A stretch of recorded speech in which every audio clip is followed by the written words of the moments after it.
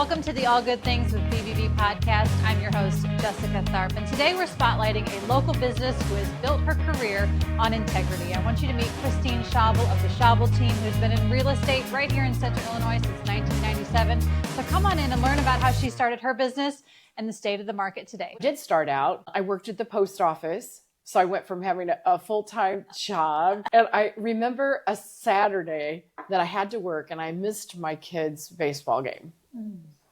And I thought, I need flexibility. I don't want to miss things. And I've always had kind of an entrepreneurial spirit, even as a teenager. And so I had an interest in real estate. And I'm like, oh, I seen the real estate agents that I could sell. I always thought I could sell things. And so I decided to leave the post office job. And I think my mom thought I was crazy, leaving a full-time paycheck to what about this unknown? You don't know what you're going to have. And I just took this leap of faith and just started out with a real estate license. And I remember staying in bed for 2 weeks thinking, oh my gosh, what did I just do? Pull my head, covers over my head. And I had a young family at the time. And I thought, well, gosh, I'll just clip coupons. I'll save money. And then I went into the office after getting licensed and they gave me a desk with a phone. Here's some business cards and you might want to get a cell phone. And at that time it was a BlackBerry, right?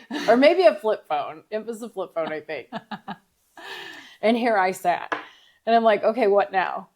And then I just started running and I haven't stopped since. What was it like selling your first house? Pretty exciting. I remember the first listing I got, we were building our own home in a subdivision outside of Morton. And I would do a trick called dumpster diving. So I would see somebody driving through the neighborhood, after hours or whatever. And I would go and take out something to the dumpster and try to make a conversation. Hey, I'm Christine. Hey, I'm Christine and I'm a brand new agent. I have no idea what I'm doing, but here I am to help you.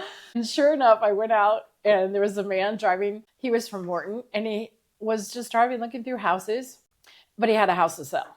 Okay. And so I took my first listing almost 30 years ago. Oh my gosh. Yeah. I still love it. I do. You still love I it. do. How has the landscape changed? Oh gosh. Well, overall, technology has really changed. I don't have to go out at 1:00 in the morning was something I always remember. I had to get up and set an alarm. I needed to sell a house to someone and I had to meet him at Hardee's in Bartonville and literally signed a contract on the hood of a car on his lunch break. Because he worked third shift. Keystone or something? So at Keystone, exactly. So has that changed? I think about how we can, have younger agents behind me. Yeah. Boy, they got it so easy. I know. Tubes, the for sale sign in the yard, and they would have the tubes The paper, with the listing yes. sheets. And so if you went on a rainy day, Mm-hmm. the sheet was all wet and you'd have to try to see the smudgy things. The info boxes. And Yeah. I had to come up with a system for that. Because the kids would take 10 at a time. Oh. So then they wouldn't end up so I would leave a stack. Yeah. But things have changed, right? So now we get instant gratification by seeing, oh, what's my neighbor's house? Because I can just type in a number and see online. all the photos online and Yeah. stuff. Yeah. Oh my gosh. What do you love about what you do? Relationships with people. It's still a relationship business. I think a lot of times people think, oh, you get into real estate for especially the glamour. Yeah, I don't know. But YouTube can make that look pretty good, but it's a relationship business. And if you don't care, you have to care about the client because things are going to come up and you're not going to get paid. Mm-hmm. The deal's going to fall apart. Mm-hmm. Nothing. Tell me a story when you work with someone new, what do you think the most common thing that they're surprised to learn? That it's an emotional purchase. It's not just transactional. There's so much emotion, especially selling, but buying as well. Sometimes I feel like a marriage counselor. Thinking Tell me more about that. I'm you guys don't need to be buying a house right now. You have stuff to figure out, So there's that aspect, getting people on the same page. But there's definitely an emotional piece to it. That it's not just on paper. That's where the real estate cap comes on. And you have to be that professional of getting them past that emotion and seeing that this is a transaction. Mm-hmm. And sometimes you have to get a little tough, but I think that I can be that velvet hammer where I see the emotional side, but it's we have to do this to get you forward and bring them back to the reason of why. Why did you start this process of selling and where are you going? Yeah. I look at the motivation of what their plans are. What's the purpose of it? Or maybe helping them figure out that this is not the right time to make a move. Helping them, a person that would think that we're thinking maybe he wants to sell, but he's not quite for sure what direction in life he needs to go. I think it's Helping them find the way. Yeah. Getting to know why they're thinking about this either way right. is important for you. Right. But helping them set a goal maybe that they've set for themselves, because I remember being young and wanting to have that house with the white picket fence, and someday I want that, and going for it. So it's also the thrill of helping them, get to that place. What does doing the right thing in your business look like? Definitely earning someone's trust, right? You can't last in this business if you cannot be trusted, have integrity, and be honest. Sometimes that means being honest. I messed up and I got to, we'll figure out how to fix this.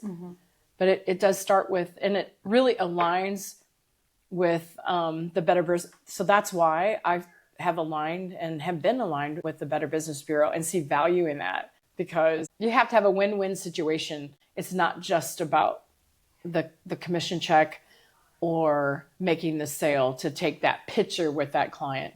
It's about how people feel afterwards. Yeah. So accreditation here at the Better Business Bureau is all about building trust locally. How do you align your business with accreditation standards? Integrity, transparency, and accountability. Doing what I say I'm going to do. It's the biggest financial decision that they'll ever make. And I'm honored to be a part of that every day. They have that level of trust, and that they know that even before they pick up the phone. Fantastic. What I love about Central Illinois is that we have modern city conveniences, but we still can go to the grocery store and recognize someone that we've seen 10 years ago, right? Yeah. That it's a small town. A lot of small towns. Still a small town, but yet we still have those convenient. Do we really need to drive to Chicago for Portillo's hot dogs anymore? No, we have those. No. I think Peoria's a great town. I'm definitely proud to live here. I lived here my whole life. What do you think builds a strong local community? Well, the heart. There was a season of my life that I spent a little time in Colorado, had a Colorado real estate license. And I would call, and it was a big city. I was living like in the middle of Denver, and I would be calling people, just cold calling. Same thing that I do here. When you live in such a large community like that, you pick up the phone. Do people really know you? They don't. Here, it's more of a personal feel that you can pick up the phone and like have some recognition of, oh, I've heard of you. What do you wish more people understood about real estate? Maybe the work that real estate agents really do, and they really care, and they're compassionate about the clients. Not everyone is just after just make that sale, or I want to look good on Instagram. It's really that solid professionals that care and spend time getting educated, and that we wake up every day unemployed, or for the fact that if we don't get them to the closing table, if we don't care enough about the transaction, we're still unemployed. Oh, give us an update on the market today. Is it a good time to sell? Is it a good time to buy? What do you think? Well, I did just see that interest rates just had the biggest drop that they've had.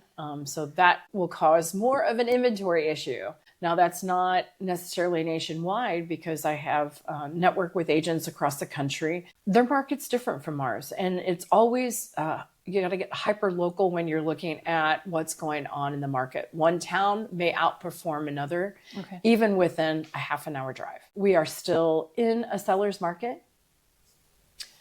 Not enough inventory, not a lot of building going on. I was involved in that years ago. We need somebody to build houses again. Not enough inventory. I think when I'm working with first-time home buyers, that let's just say they're working and they can't get off work that day, and then it's gone. Yeah. Like if they don't go that minute. So that is the market we're still in today. as far as, a good market, for a seller, for sellers. But rates, I think, will help because the people that have been locked in to that 2 and 3%, they just don't want to change it. They don't want to let go of that. So either a lifestyle will have to change or a move to sunny location. Okay, so in this seller's market, Christine, what is your process to help sellers prepare to sell their home? That's a really good question because it's very important. We want to make sure that, first of all, we price right.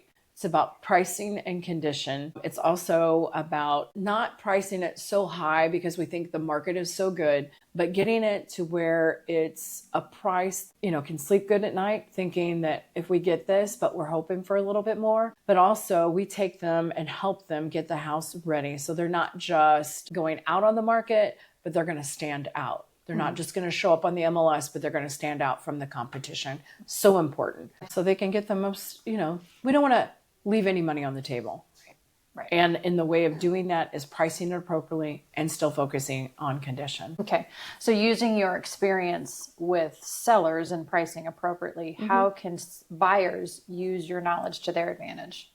Well, getting prepared. So in other words, getting that pre-approval started, meeting with a lender, figuring out what type of loan, and also coming up with a budget. Because they may get pre-approved for a lot higher. Have you talked about a budget? I used to say we were always Midwest stable. Like we would, chug along appreciation. We weren't like areas of like Florida that they would have 20% price appreciation, or I'm just using that number loosely. But we would just chug along Midwest stable, and I would always use that. And it wasn't until I remember that line in the sand where I was working on a property with a buyer client, and we put in what we felt like was an appropriate price. Well, all of a sudden, somebody moving in from out of town saw an out of area price and snatched it up and paid what they felt that it was worth. It was. And this was the summer of, probably 2020. I'm saying that from experience, not necessarily because I studied graphs, because that's not my thing, but experience of knowing, of just seeing things. That was the marker. And I go back to that. I feel like people that are on the fence wanting to wait, thinking that prices are going to go way down, I don't see it. I don't see it happening. And it's something to me to see, because I've been through every market, in 30 years, buyer's market, seller's market. I went through 2008. I survived. I have a few more gray hairs, but I'm still standing, right? Yeah. We never know. But the cost of rent these days, I can't believe it. So is it better to buy your own home or, to rent? I think it's going to depend on how they feel comfortable. Not everybody's going to feel comfortable doing it. Still an investment. So it's something to help them figure out. And we walk them through that. And I'm so grateful that I get to be a part of that process. Trust built locally. That's what BBB is all about. Thanks for watching.